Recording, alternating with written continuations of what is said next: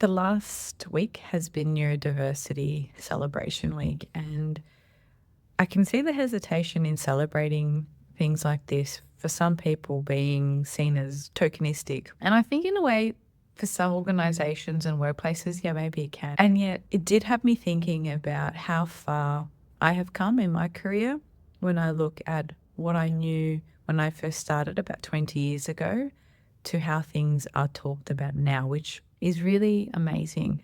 About 20 years ago, I started working in disability services, and I was trying to work in an industry that would support my studies. I was studying psychology at the time, and I had not heard of the word neurodiversity or neurodivergent. They didn't exist.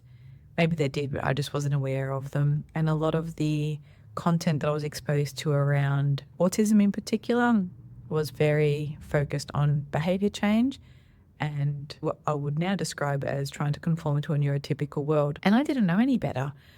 A lot of the families that I worked with, a lot of the individuals that I worked with who were autistic were in disability support services. So they had other disabilities that required additional support, what we called then low functioning, which is not a word that I would use now. And I didn't know. I didn't know any of this. I went along with the training that I was paid to do. I learned through my studies. And slowly over time, language changed, and I hope I changed with it. In the last few years in particular, I've been thinking about the quote, once we know better, we do better.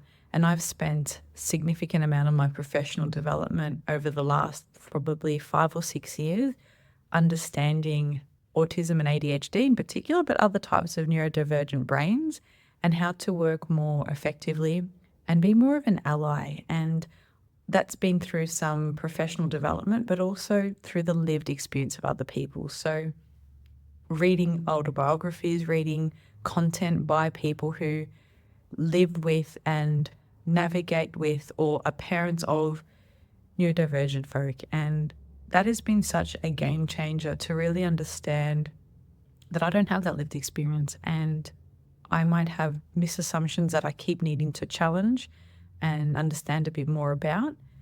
And I'm willing to do that. And so I grapple with this idea, and I talk about it a lot with my supervisees. It comes up in supervision a lot around how do we sit with the discomfort of getting it wrong, because we will. There'll be something that I might say now that I thought was okay, and someone might draw my attention to it. And then I can learn more, and I can do better next time. And it's okay. We're going to get things wrong. We are going to keep learning, and it's on us as professionals, not on people who are maybe part of a minority group or who are already struggling to educate us. If they do provide feedback, that's really helpful. We can go learn more. But really, it's not on them to educate us. It's not on someone who's part of a marginalised group to hold the space to teach those around them. It's just not fair. And the other reflection I have as I was creating some content around Neurodiversity Celebration Week is no two families are the same, no two individuals are the same. And I found that a little bit hard sometimes when, for example, there's one young person I work with who finds the Big Bang Theory, as an example, really offensive. And for them, the jokes that are made about a character who displays some of the personality traits or the quirks that they have, and to see their family laugh at that, it feels really belittling.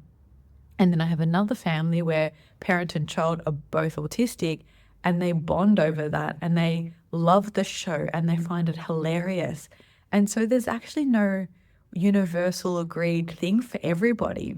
And the most important bit in that is, how do you adapt? How do you support somebody who is perhaps different to the person that you saw the session before? And I don't know, I guess it's finding out what people want and being able to meet them where they're at and have conversations and not accept, well, I guess it's not to think that there's one universal rule or you can become kind of competent tick and that's it in this work. It's conversation, it's dialogue, it's growing, evolving. And I know as therapists, we're really good at supervision and reflective practice and keeping exploring what's coming up for us. I wanted to use this as a chance to reflect on how far language has come, how it continues to evolve, and how people can evolve with it and can learn more and understand more about people's unique experiences. And I don't know why you wouldn't.